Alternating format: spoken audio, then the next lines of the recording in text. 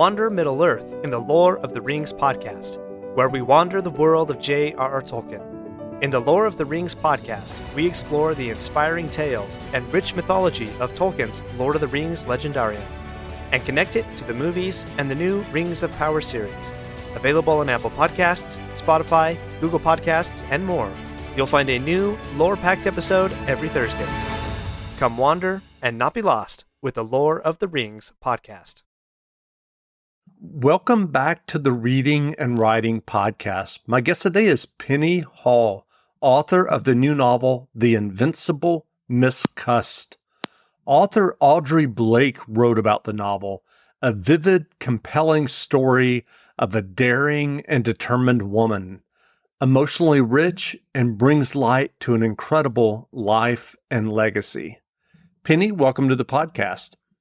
Thanks, Jeff. It's great to be here. Absolutely. Well, if someone listening hasn't yet heard about your new novel, The Invincible Miss Cust, how would you describe the novel? It's historical fiction based on the real life of Aileen Cust, who was a young woman who was born in Ireland in 1868 to an aristocratic English family. And at a very young age, she decided that she wanted to work with animals. And when she heard what a veterinary surgeon was, she decided that that was what she wanted to be. But it was the Victorian era, and girls and women were barely educated, and certainly aristocratic young women like Aileen were, it was unacceptable for them to work and seek professions, and her family were dead set against her doing anything. And this is the story of how Aileen Cust basically went against her family's wishes and worked her way into a veterinary college in Edinburgh, where she became, where she graduated, and eventually became Britain and Ireland's first woman veterinary surgeon. And I'm curious, do you remember how you first heard about Aileen Cust? Yes, I didn't set about writing historical fiction at all. I've got a children's book which I published in 2017, and I'd written a work of contemporary fiction, and I was thinking about what I would write next. And as a child, I grew up on a farm here in South Africa, a dairy farm. And as a child, I always dreamt of becoming a veterinary surgeon. I'm a great animal lover. And when I was thinking about what I might write about again, I thought about writing about something set in a veterinary practice. I thought it would be an interesting setting. And talking to my daughter-in-law about my ideas, she actually suggested to me that I focus on a woman veterinary surgeon. So I started to do a little bit of research just to find out when women first became veterinary surgeons, and I came across Aileen Cust's story that way. And I was so taken by the story. I mean, it's an extraordinary story, and I couldn't believe that that no other author had written historical fiction about it. It just spoke to me, and that was where I came across the story, and it just seemed like something I could not write. And I'm curious, what kind of research did you do for the novel? Had you were there any biographies or books written about? Yes. There's a very small biography which was published in 1990 by a British veterinary surgeon, another woman who had retired as a veterinary surgeon, and she wrote a small biography about Aileen Cust, which was very much looking into the legal problems that Aileen had with the professional association, because even when Aileen had graduated as a veterinary surgeon, the professional body wouldn't allow her to write their exams. So she was unable to be certified and practice legally. And it took her another 22 years before the professional body accepted her. They were obliged to by that point by law. But the biography that I came across, it was out of print, and I managed to find a copy in Britain and get it to South Africa. And it was an extraordinary piece of research, but very much into the legal battle that Aileen had to fight to be professionally accepted. There was a little bit about her private life, but mostly it was about her protracted battle with the professional association. And I'm curious, what was your writing process like as you were working on The Invincible Miss Cust? Since this is a work of historical fiction, did you outline the novel extensively, or did you just kind of dive into the narrative? How did that work for you? Yeah, I did outline it, because once I began the research, and I did a fair amount I found some other books that were that had some information on her by her association. She was actually very close friends to the first, or the wife of Sir Edward Grey, who was Britain's foreign secretary when Britain entered into the First World War. And so there were some books written about her friendship with Dorothy Grey, and some newspaper articles about what happened to her family in Ireland. So once I started to see how she'd moved around as a young girl, and when she'd entered college and what have you, I was able to pinpoint the dramatic points of her life. And so I did plan it out that way. Certainly, as I wrote and more information came to light, there were changes along the way. But the story, I mean, her life story is so extraordinary that I mean, I keep on saying that the fictionary part of it is a very small part of it. Obviously, there was no public information about her conversations and her thoughts and her relationships. So those are the imagined pieces. But in terms of her family and her friendships and that, I was able to base it on truth. That's great. Well, what was your initial fiction writing journey that led you to writing and getting your first novel published? Well, I've been a journalist all my life, and saying to my family for as long as I can remember, I'm going to write a book one day. And and some years ago, my son actually said to me, "Well, stop talking about writing a book and do it." But I strangely enough, although I've worked as a writer all my life, the idea of actually sitting down and working on such a long work of a long project, and also I guess exposing yourself to something new was quite frightening. And so my son, I said to him, "Yeah, but I'm really nervous about it."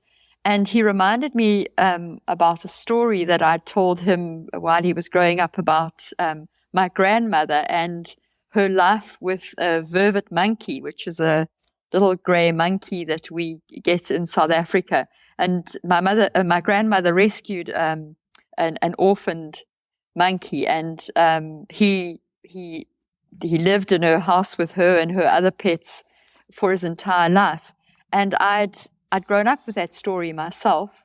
I told my son that story while he was growing up, and so he said to me, "Well, why don't you start by writing that story?" And the monkey's name was Nico, and so that was my first book. It's a children's chapter book for children of sort of 8 to 12 years old. And I had such a wonderful experience with writing that book. I absolutely loved it. I loved writing. It was very easy for me, obviously, because it was a story I'd grown up with. But it was published by Penguin Random House here in South Africa. They got a fantastic illustrator to work on it, and it was a joy to work on. And I thought, oh, okay, well, this is not so difficult. So I decided to work on a work of literary fiction. And because the reading market, unfortunately, in South Africa is very small, so a local publisher advised me to try and find an agent outside of South Africa. And I worked on a piece of contemporary fiction, and I was offered representation by an American literary agent. So that was very exciting. But that work of that manuscript actually didn't sell. I sold another one in the interim to an American publisher called Cola Books at Virginia Beach, which was published last year. And then when I found this the story of Aileen Cust, my agent at the time was not very enthusiastic about historical fiction, and we discussed a couple of other things, and I just felt the story was calling so loudly that I had to do it, and so she and I parted ways amicably, and I needed to find another agent. But while I was looking for another agent, I noticed that Source Books had opened a window for direct submissions, or one of the editors there, particularly for stories about women in history, women whose stories haven't been celebrated. So I knew Source Books because I'd come very close to selling the first manuscript to them. So I wrote her a note and asked her if she'd be willing to have a look at the historical fiction. And she agreed to look at it, and some months came back to me and said, we'd like to make you an offer, but we'd like to do it through an agent. So I was able to find another agent with an offer essentially in hand. Mm-hmm. And yeah, so I've got a fabulous agent in San Diego, and I've been working with Source Books, which has been an absolute delight. Celebrate together in Hannah Anderson. Holiday clothes your kids will want to wear. Choose from versatile outfits for winter play, or dress up in looks special enough for the magic of the holiday. Hannah Anderson's holiday clothes are washable, durable, and are made in unbelievably soft fabrics. So whether you're getting all dressed up or spending the day playing outdoors, your kid will be happy in Hannah's. Hannah Anderson. Holiday clothes made to play, made to last. Shop now at hannahanderson.com. When you drive the brand-ranked #1 in dependability by J.D. Power, you can stop thinking about what you can't do and start doing what you never thought possible. Visit your local Kia dealer today to see yourself behind the wheel of the brand-ranked #1 in dependability by J.D. Power. Kia, movement that inspires. Call 800-333-4KIA for details. Always drive safely. Kia received the fewest reported problems among all brands in the J.D. Power 2022 U.S. Vehicle Dependability Study based on 2019 models. See jdpower.com/awards for 2022 details. Call of Duty Modern Warfare 2 is here. Roger that. And so is Mountain Dew. Roger that. Unlock in-game rewards like only Dew can. Wait, what rewards? A Dew Operator skin. Man, I love Operator skins. Dual double XP. Dual double XP? Dual double XP. Even Call of Duty points. You're kidding me. Call of Duty points? This is incredible. I can't believe it. Soldier, get a hold of yourself. Oh. Roger that. Look for specially marked packaging and visit MountainDewGaming.com for details and restrictions. Open to U.S. residents 17+. Call of Duty points available only on 12 and 24 packs. Ends 3/28/23. That's wonderful. So are you working on another novel now? Yes. So the deal with Source Books is a 2-book deal. So the next work is also a work of historical fiction, but it's in the early stages. So I'm not sure that I should say much about it at this point. Sure. Yeah. Well, I'm curious, what writing advice, given what you just talked about in terms of your own writing journey, what writing advice would you offer to those who are working on their own stories or novels? Well, Jeff, one of the things that I've learned is that there's no one true way of being published. My story was seemed to go one way and then went another way. And what I'd say is be brave. Put yourself out there. Don't I mean, rejection is hard for everyone, but be prepared for it. But don't, if you absolutely love the process of writing and you're eager to be published, don't let anyone tell you that it's not possible, or that there's any one way to do it. Certainly, I've wanted to be traditionally published, and I think particularly since operating in a small market here, I'm very eager to be published, to reach a broader readership. But there are different ways for different people, and it really is a case of being tough, I guess, and keeping at it until you don't. For me, I absolutely love writing. I can't imagine doing anything else, and I find it very exciting to think that that it's possible that others might enjoy my work. So I'm driven by that. And if that's how you feel as a writer, then just keep at it. That's wonderful. Well, what books have you read recently that you enjoyed? Books that I've read recently.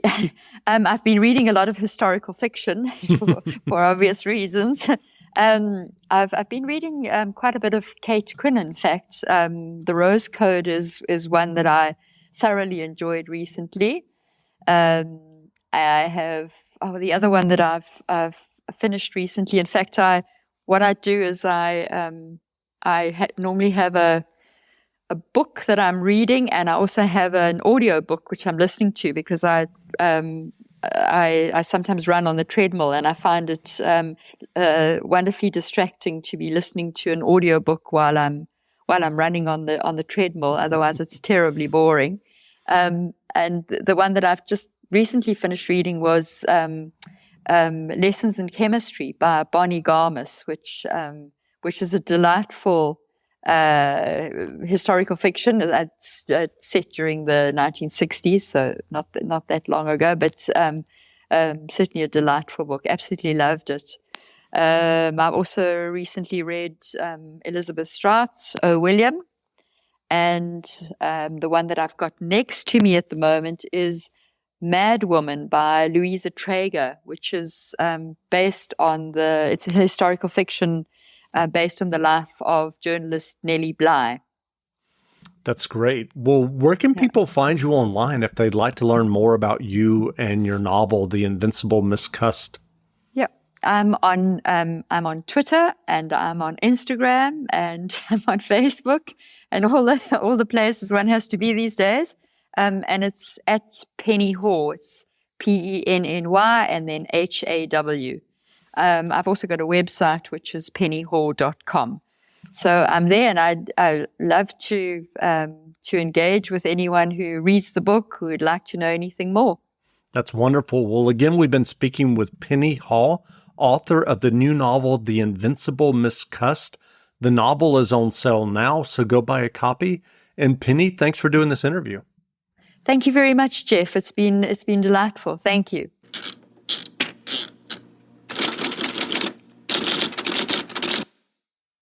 At the Home Depot, we have Black Friday savings all through November. And with that comes a joyful holiday bustle that we just love to hear. Although we also love the sound that comes after the holidays, when people put their new tools to use. In fact, we love it so much, when you buy select Milwaukee M18 kits, you'll get an extra tool for free. So after you're done filling the air with holiday magic, you can fill it with the sounds of doing. The Home Depot, how doers get more done. Get more for your money this week at Meijer. No matter what you need, save with deals like 10% off general merchandise apparel and shoes with M-Perks, 50% off select Ophelia Row women's tops and pants, and 20% off board games and puzzles. Plus, start decorating for the holidays with buy one, get one 50% off indoor holiday decor or stockings. And you'll always pay the same low Meijer prices no matter how you shop, in-store or online. Get more for your money at Meijer. Exclusions apply. See all the deals in the Meijer app.